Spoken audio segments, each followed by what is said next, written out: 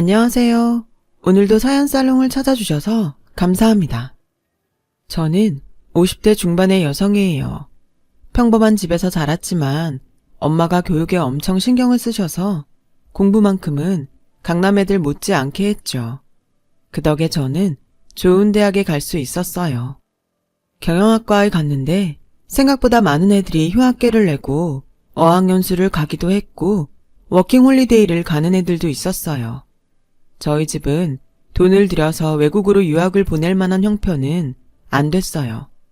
하지만 많은 애들이 영어권 나라에 가는 걸 보고 저도 가야겠다고 생각했죠. 저는 캐나다에 워킹홀리데이를 6개월 다녀오게 됐고 그 후로 유학에 대해 생각이 많아졌어요. 엄마도 저나 제 동생을 유학 보내고 싶어 하셨지만 쉽지 않았어요. 아빠가 부촌에 가게를 내고 직접 만든 캐주얼 옷을 파셨는데 그럭저럭 저희 네 식구 살 정도의 수입만 나왔거든요. 저는 어떻게든 제 힘으로 유학을 가보자고 생각했고 패션 경영을 공부할 수 있는 영국을 염두에 두고 공부했어요. 영국을 택한 이유는 유학생이 아르바이트를 할 수 있는 얼마 되지 않는 나라이고 석사 과정도 짧은 시간에 마칠 수 있어서였죠. 그런 결심을 한 이후 저는 폭풍 공부를 하며 중고생 과외로 돈을 모았어요. 아무리 아르바이트를 할 수 있다고 해도 제가 돈을 넉넉히 가지고 가야 덜 고생할 테니까요. 그렇게 열심히 준비를 해서 졸업 후 영국에 갔어요. 돈을 마련해서 갔더구는 해도 낯선 해외 생활에 생각지도 못한 돈이 여기저기 들어가는 거예요. 그래도 얼마 안 가서 아르바이트를 구할 수 있어서 다행이었어요. 그때 저처럼 힘들게 유학 온 사람들과 친해졌고 힘들 때마다 서로를 격려하며 공부를 했어요. 나름 노력을 한다고 했지만 저는 1년 만에 석사를 따지는 못했고 1년을 더 공부해서 졸업을 했죠. 저는 한국으로 돌아와서 한 패션 회사에 입사 원서를 냈어요. 워낙 똑똑하고 실력 있는 사람들이 많아서 제가 합격할 수 있을지 알 수가 없었어요. 그래도 어떻게 면접 연락이 왔더라고요. 저는 떨어질 수도 있으니 연습한다는 마음으로 하자며 갔죠. 그런데 제가 예상했던 질문들이 나왔고 떨지 않고 담담하게 대답을 할 수 있었어요. 그 결과 그 회사에 합격했고요. 제가 합격 연락을 받은 날 아빠는 너무 좋아서 가게 문을 닫고 근처 가게에 떡을 돌리며 자랑을 하시더라고요. 나는 그냥 동네 옷가게를 하는데 우리 딸은 패션 회사를 들어갔지 뭐야. 걔가 어릴 때부터 남들보다 똑똑하긴 했는데 이렇게 잘났을 줄은 몰랐네. 라며 만나는 사람들마다 똑같은 얘기를 반복하셨다고요. 아빠, 이제 그만해. 나 창피하려고 해. 그리고 이게 다 아빠가 유학 가도 된다고 허락해주고 공부하는 거 밀어줘서 그렇지. 나 혼자 된 건가? 엄마도 공부하는 거라면 뭐든 다 해줬잖아.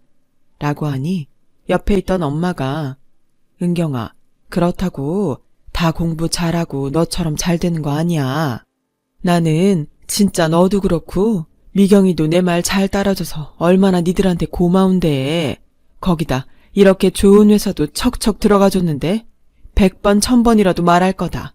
너랑 미경이는 엄마 아빠의 자랑이야. 라며 좋아하시는데 그동안 엄마가 저희 공부시키느라 아빠 몰래 동네 슈퍼에서 부업하시던 게 생각나서 눈물이 났어요.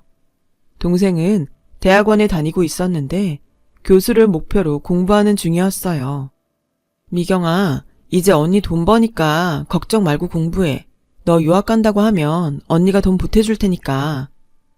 언니는 유학 가서 힘들게 공부했는데 나만 그런 덕 보는 것 같아서 미안해. 그런 게 어딨어. 누구 한 명이라도 편하게 살면 좋지. 너는 열심히 하는 게 보답하는 거니까 그렇게 알아. 저는 집안 식구들의 기둥이 됐다는 생각에 너무 뿌듯했어요. 그래서 회사도 더 열심히 다녔어요. 제가 하루하루 일해서 버는 돈이 가족들에게 도움이 되는 게 너무 좋았거든요. 또 제가 회사 다니는 게 아빠한테 힘이 된다는 게 기뻤어요. 회사에서는 처음에 일이 서툴러서 혼나기도 하고 뜻하지 않은 어려움도 있었지만 시간이 지나고 한 해 한 해 흐를수록 점점 익숙해져 갔어요. 그러다가 남편을 만나게 됐죠. 남편은 같은 회사의 영업 전략팀이었어요. 저는 마케팅팀에 있었고요. 회사 전체 모임에서 만난 저희는 그 후에 남편이 먼저 저한테 다가왔어요. 은경 씨랑 같이 있으면 참 마음이 편해요. 저랑 계속 만나보지 않을래요? 그 무렵 저도 흔히 말하는 결혼할 나이를 지나서 얼른 누구든 만나면 좋겠다고 생각하고 있었어요. 남편은 주변하고도 잘 지냈고 영업팀이어서 그런지 성격도 좋았어요. 저는 괜찮은 사람을 만나서 다행이라고 여기고 그러자고 했죠. 엄마, 아빠도 동생도 남편과의 만남에 찬성했어요. 우리 딸 일만 하고 남자한테는 관심 없는 것 같아서 걱정했는데 이렇게 남자친구가 있는 거 보니 마음이 놓이네. 엄마는 이제 네 결혼 혼수 보러 다녀야겠다. 라며 앞서가실 만큼 좋아하셨어요. 저는 그렇게 남편과 1년 조금 넘게 사귀다가 결혼을 약속했어요. 시어머니는 젊을 때 의상실을 했다고 하더라고요. 시아버지는 7급 공무원으로 있다가 남편이 대학생 때 돌아가셨다고 해요.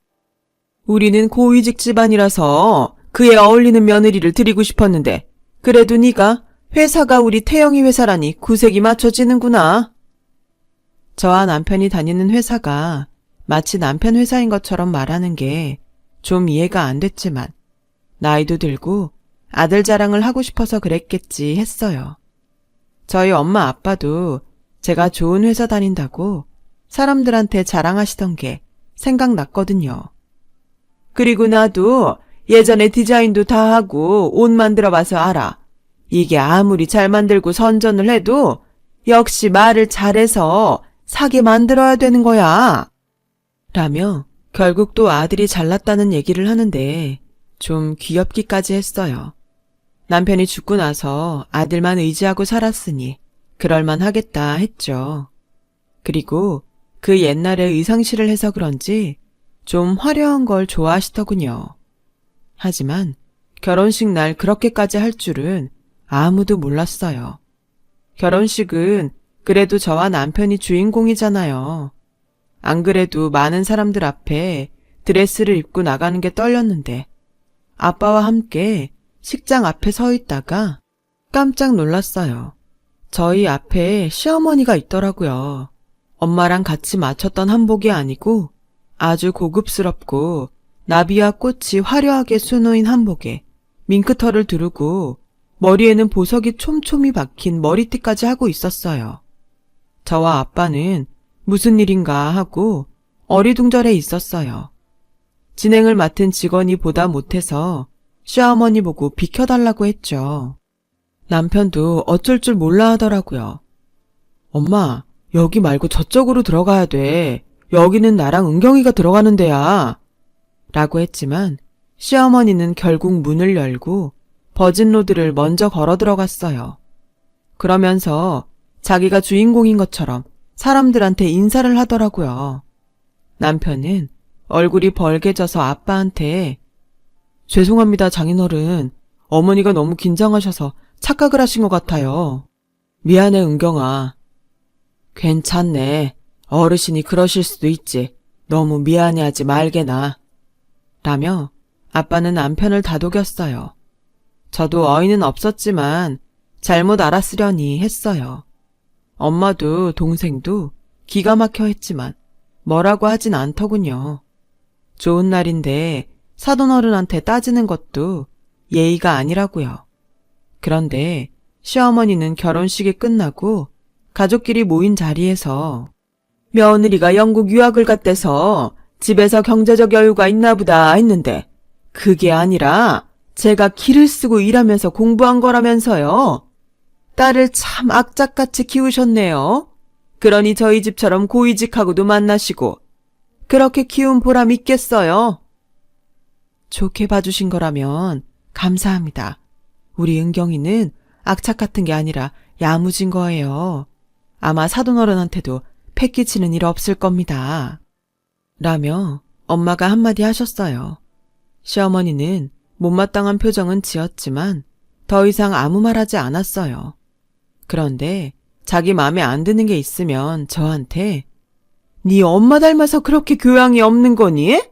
하긴 그런 억센 엄마 밑에서 자랐으니 남의 나라까지 가서 일하며 버텼지. 라는 거였어요. 처음에는 참으면서 들었지만 시간이 지나도 계속 그러더라고요. 어머니, 제가 마음에 안 드시는 건 알겠어요. 그래도 친정엄마를 자꾸 뭐라고 하지는 말아주세요. 엄마는 저 잘되라고 열심히 지원해 주신 거밖에 없어요. 지원? 너 지원의 뜻은 알고 말하는 거니? 니네 엄마가 돈 있고 교양 있어서 널 제대로 지원했으면 네가 이렇게 상스럽진 않지. 네가 과일 하나를 제대로 고급스러운 걸 잘 살 줄 아니? 컵 하나를 고상한 걸 고를 줄 아니? 이래서 비슷한 집안끼리 결혼해야 되는 건데 영국 유학이라는 거에 완전히 속았어. 라며 혀를 차는 거예요. 남편은 어디서나 좋은 사람이구만 싶어 했고 엄마 앞에선 더 했어요. 당신이 좀 참으면 안 돼?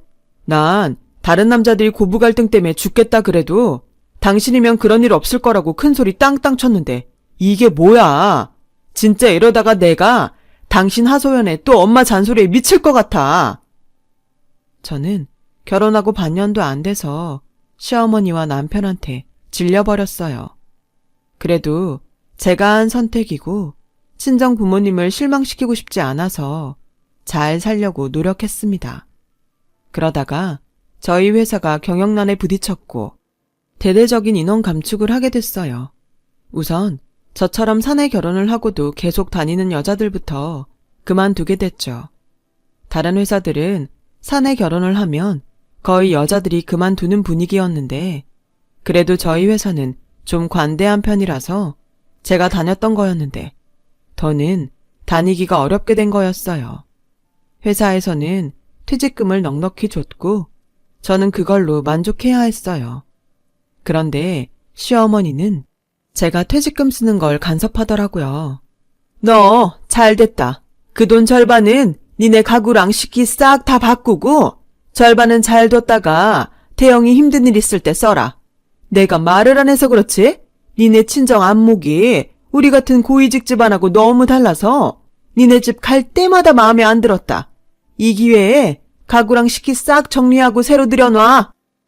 어머니, 그건 안 될 것 같아요. 저희 집 가구랑 식기가 어머니 마음에 안 드실지 몰라도 전부 새 거고 전 바꿀 마음 없어요. 그리고 저랑 태영 씨 사는 집이지 어머니 사는 집 아니잖아요. 저희가 사는데 불편한 거 없으니 그냥 이대로 살게요. 너랑 태영이 집? 그게 어떻게 너랑 태영이 집이냐? 태영이랑 내 집이지. 네가 고위직 집안에 시집을 왔으면 거기에 맞춰야지. 어디서 이렇게 바락바락 대드니? 그런 얘기가 아니잖아요. 그리고 여기가 어떻게 그 사람하고 어머니 집이에요. 엄연히 저랑 제 남편이 사는 집인데요. 너는 그렇게 배우고 살았는지 몰라도 여기선 안 그래. 밖에 나가서 다 물어봐. 시댁에서 해준 집이 어떻게 네 집이냐? 이래서 천박한 것들하고는 상종을 말아야 되는 건데 내가 영국 유학에 완전히 속았어. 라며 가슴을 치며 분하다고 소리를 지르더라고요. 그래도 가구랑 식기를 다 바꾸라는 말에는 따를 수가 없었어요. 그럴 필요도 없었고요. 남편은 이제 아예 저와 시어머니 사이에 끼고 싶지 않다며 자기한테는 말도 하지 말라고 했어요. 그냥 알아서 해. 당신이 엄마랑 잘 합의를 하라고. 나 좀 괴롭히지 마. 밖에서도 남들 비위 맞추고 협상하고 들어오는 사람한테 엄마랑 당신 사이까지 조율하라고 해? 당신도 좀 잘해봐. 왜 이렇게밖에 못해서 자꾸 분란을 만들어? 저는 그제야 결혼한 걸 후회했어요. 그전에는 아이가 빨리 안 생기는 게 걱정이었는데 그날 이후로 아이가 안 생겨서 다행이라고 생각하게 될 정도였어요. 제가 말을 안 듣자 시어머니는 결국 저희 집까지 쫓아왔어요. 너 진짜 내 말 안 들으면 나도 다 생각이 있다. 지금이라도 얼른 가구랑 주방에 있는 거 다 내다 버리고 우리 집안 품격에 맞는 걸로 바꿔놔. 어머니, 이거 제 퇴직금이에요. 그렇게 바꾸고 싶으면 어머니가 돈 주세요. 어머니도 돈 없어서 못하시는 거 왜 저보고 하라고 그러세요? 이게 아주 이제야 본색을 드러내는구나. 우리 집안을 대체 뭘로 보고 말이야? 라더니 저한테 차 끓이고 있는 주전자를 들어서 확 집어 던지더라고요. 저는 가까스로 피했지만 발등에 떨어진 주전자 때문에 상처가 남게 됐어요. 문제는 그때 마침 저희 엄마가 현관에서 들어오고 있었다는 거예요. 지금 이게 뭐 하는 겁니까? 며느리한테 끓는 물을 집어 던져요? 저 여태까지 참았는데요. 사돈 집안이 뭐가 그렇게 대단해서 우리 딸을 이렇게 잡는지 모르겠네요. 대체 뭐가 고위직이고 뭐가 품격입니까? 이렇게 천박한 짓은 혼자 다 할 거면서. 저 이런 집에 우리 딸 하루도 더 못 둡니다. 은경아, 가자. 엄마는 제 손을 끌고 그 집에서 나왔고 저는 그렇게 결혼한 지 1년도 안 돼서 이혼을 하게 됐어요. 시댁에서는 위자료를 안 주려고 이혼 서류에 도장만 찍어서 우편으로 보내더니 연락도 다 끊고 이사까지 가버렸더군요. 됐다. 돈 몇 푼 받자고 더는 상종 못할 인간들 괜히 찾아다니지 말자. 결혼식 날 지가 가운데로 들어갈 때 알아봤어야 되는 건데 그거 못 알아본 우리 실수라고 치자. 라며 아빠는 저보고 이제라도 이혼한 게 잘한 거라고 하셨어요. 저한테는 괜찮다며 씩씩한 모습만 보인 부모님이었지만 뒤에서 저 모르게 눈물을 흘리시더라고요. 그 모습을 본 저는 너무 속상해서 뭐라도 해드리고 싶었어요. 그런데 아빠가 저한테 제안을 하셨어요. 은경아, 아빠가 다른 옷가게에서 우리가 파는 옷을 자기네도 팔게 해달라는 말을 들었는데 그거 아빠랑 해보지 않을래? 그도 그럴 게 아빠가 만드는 옷들이 잘 팔리는 편이었거든요. 아빠 옷가게는 다른 데에서 옷을 받아다 파는 게 아니라 거의 아빠가 만드는 옷을 팔았어요. 그러다가 다른 옷가게에서 제안을 받은 거였고요. 아빠는 변두리 작은 건물 지하에 세를 얻어서 직원 둘과 함께 옷을 만드셨어요. 그러다 보니 옷을 많이 만들어내는 건 어려웠죠. 저는 제 퇴직금을 털어서 옷공장을 할 장소를 구하고 직원들도 뽑았어요.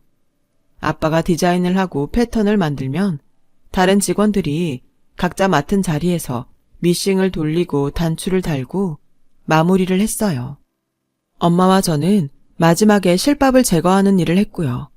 그러면서 어떤 옷들이 더 잘 팔릴지 잡지도 보고 사람들이 옷 입고 다니는 것을 보며 유행을 파악했어요. 또 어떻게 하면 더 사람들의 시선을 끌지 생각해서 옷가게 마네킹 위치도 바꾸고 다른 액세서리들도 배치했어요. 얼마 지나지 않아서 아빠 가게에는 전보다 더 많은 사람들이 오게 됐고 아빠한테 옷을 받아간 가게도 옷이 잘 팔려서 매출이 늘었다고 좋아했어요. 저희는 아예 브랜드를 만들기로 했어요. 인터넷 쇼핑몰도 만들어서 브랜드 이름을 그대로 붙였고요. 저희 옷을 떼어가려는 가게들도 점점 늘었어요. 아빠와 저는 그렇게 사업을 하는 재미에 푹 빠졌고 6년쯤 지나고 났더니 저희 쇼핑몰이 제법 규모가 있고 단골이 많은 가게가 됐더라고요.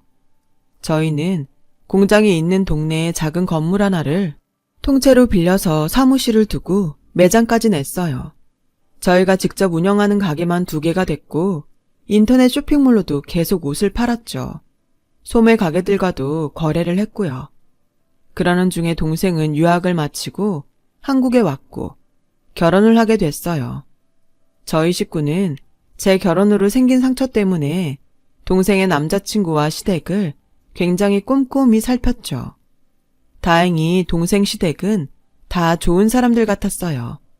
그래도 저희는 자꾸 조심하게 되더라고요. 엄마는 일부러 혼수도 비싼 건 못한다며 동생 시댁을 떠보기도 했어요. 물론 저도 엄마가 좀 지나치다고는 생각했지만 저 때문에 받은 상처가 그렇게 크구나 싶어서 아무 말도 못하겠더라고요. 저는 따로 동생과 예비 매부를 만나서 좋은 데에서 옷을 맞춰줬어요.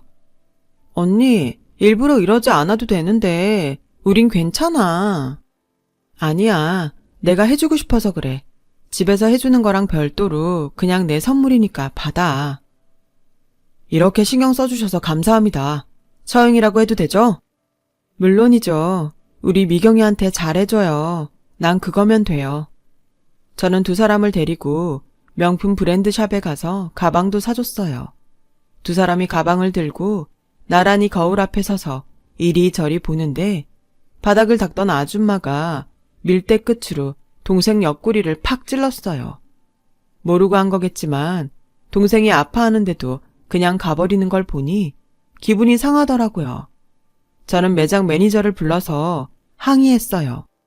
매니저는 난처해하면서 사과를 했어요. 정말 죄송합니다, 고객님. 지금 청소 시간도 아닌데 저 청소 직원이 나이도 좀 있는 데다가 들어온 지 얼마 안 돼서 그런 것 같아요. 너그럽게 이해 부탁드려요. 라길래 서툴면 그럴 수도 있겠다 싶어서 그 정도로 넘어갔어요. 그런데 나가는 길에 그 청소 직원과 마주치게 됐고 저와 동생은 그 사람 얼굴을 제대로 보고는 깜짝 놀랐어요. 다름 아닌 시어머니였어요. 시어머니는 저와 제 동생을 훑어보더니 얼굴 근육에 경련이 난 것처럼 실룩거리더라고요. 니네가 어떻게 여길 왔냐? 어떻게 오긴요. 쇼핑하러 왔죠. 라고 차갑게 대답하고는 동생과 매부를 데리고 돌아와 버렸어요. 그 도도하고 대단하던 시어머니가 어떻게 거기서 청소를 하게 됐는지 몰라도 저희를 계속 무시하는 식으로 말하는 건 정말 참을 수 없었어요. 그런데 며칠 후 시어머니가 사무실로 저를 찾아왔어요. 어떻게 안 건지 몰라도 위자료 때문에 연락을 끊었던 사람치고 정말 뻔뻔하다는 생각만 들었어요. 시어머니는 전과는 다르게 아주 불쌍한 표정으로 예, 오랜만에 만나서 반갑다고 한다는 게 내가 그만 실수를 했다. 이해 좀 하고 넘어가죠. 여기는 어쩐 일이세요? 다시는 저 볼 일 없는 거 아니었어요? 그게 내가 좀 급해서 그러는데 돈 좀 빌려다오. 금방 쓰고 갚을게. 라는데 정말 기가 막혔어요. 저한테 뭐 맡겨놓은 것처럼 말씀하시네요. 저 그런 돈 없습니다. 돌아가세요. 라고 하자 시어머니는 제 손을 꼭 붙잡고 사정을 하더군요. 우리 태영이가 사업을 하다가 돈이 좀 모자라서 요새 많이 힘들어해. 너도 사업을 하니 그 심정 알 거 아니니? 없다고만 하지 말고 조금만 도와줘. 그걸 제가 왜 도와줘야 되죠? 저한테 위자료 주는 것도 싫어서 이사가고 연락도 끊었던 양반이 어렵다고 저를 찾아와서 돈을 빌려달라니요. 할머니 같으면 돈 빌려주고 싶겠어요? 할머니? 너 아무리 그래도 어떻게 그런 말을 하냐? 예전 일이라고 해도 내가 너 시어머니 아니었니? 꼭 이렇게까지 해야겠어? 그 예전 일 때문에 저희 가족 전부 아무도 못 믿고 살아요. 겉으로 아무리 좋은 사람 같아 보여도 의심한다고요. 댁들 때문에요. 그런데 제 입에서 좋은 말이 나가겠어요? 무슨 일인지 몰라도 댁들 일은 댁들이 알아서 해결하세요. 여기요. 경비원 아저씨 좀 불러주세요. 이 할머니 내보내고 다시 못 들어오게 하라고 해주세요. 라고 하자 시어머니는 싹싹 비는 신용을 하며 내가 미안하다. 잘못했어. 그러지 말고 어떻게 좀 안 되겠니? 내가 오죽하면 이러겠니? 그러게 좀 잘 살지 그러셨어요. 무슨 일인지 전 알고 싶지도 않으니까 다신 찾아오지 마세요. 라며 겨우 돌려보냈어요. 그리고 며칠이 지나자 이번에는 전 남편이 찾아왔어요. 당신 잘 살고 있었구나. 엄마한테 얘기 들었어. 우리 엄마 때문에 속상했던 거 아는데 그래도 피차 마찬가지였잖아. 엄마도 당신 때문에 속상했으니까 이제 그만 풀어. 입은 삐뚤어져도 말은 바로 하라고 했다고. 그쪽 엄마는 나 때문에 속상한 게 아니라 나를 무시하고 함부로 대한 거였지. 내 발등에는 아직도 그때 화상 자국이 있는데 이제 와서 은근슬쩍 서로 잘못했다는 식으로 넘어가려고 그래? 그런 말 하려고 날 찾은 거야? 돌아가! 라고 하자 전 남편은 비굴하게 고개를 숙이며 그러지 말고 좀 봐주라. 우리 며칠만 급한 불 끄게 돈 좀 융통해줘. 당신 그럴 여유 있잖아. 응? 라는데 밖에서 그 얘기를 듣던 아버지가 들어오셨어요. 시끄러우니까 당장 나가. 여기가 어디라고 와서 이 행패야? 돈을 우리 은경이한테 맡겨놨어? 아버님, 제가 정말 잘못했습니다. 다 제가 못나서 생긴 일입니다. 용서하시고 저 한 번만 살려주십시오. 자, 내가 못난 거 맞아. 그러니까 더는 내 딸 괴롭히지 말고 다시는 나타나지 말게. 안 그러면 경찰에 신고할 거니까 그렇게 알아. 그 말에 전 남편은 더 이상 말을 못하고 돌아갔어요. 전 남편은 저와 이혼하고서 얼마 안 있어 시어머니가 소개한 여자와 결혼을 했고 그 여자가 사업을 하자고 꼬셔서 회사를 관뒀다고 해요. 그런데 그 사업이 어느 정도 자리가 잡히자 회사 돈을 다 들고 외국으로 도망갔다는 거였어요. 전 남편과 시어머니는 당장의 부도를 막으려고 집까지 팔았는데도 빚더미에 앉았다 그러더라고요. 그러다가 둘 다 노동일을 하게 됐고 시어머니가 저를 만나게 된 거였어요. 그래도 전 불쌍하다는 마음이 들지 않더라고요. 자기네가 고위직 집안이라며 저와 친정을 무시하던 걸 생각하면 여전히 열불이 터졌죠. 그렇게 남을 무시하고 함부로 대하니 자기들도 그렇게 당하는 거 아니겠어요? 다 자기가 한 대로 돌려받는 거죠. 그 뒤로 전 남편과 시어머니 소식은 영영 끊어졌어요. 저는 결혼에 너무 질려서 지금까지 혼자 살고 있어요. 하지만 부모님도 계시고 동생네 부부와 예쁜 조카도 있어서 외롭지 않게 지내고 있죠. 이렇게 사는 것도 나쁘지 않은 것 같습니다. 긴 얘기 들어주신 분들 다들 건강하시고 좋은 일만 가득하길 빌게요. 모두 행복한 하루 되세요. 감사합니다. 여러분, 사연 댓글에 응원과 현명한 조언 부탁드려요. 좋아요와 구독은 저에게 큰 힘이 됩니다. 오늘도 좋은 일 가득하세요.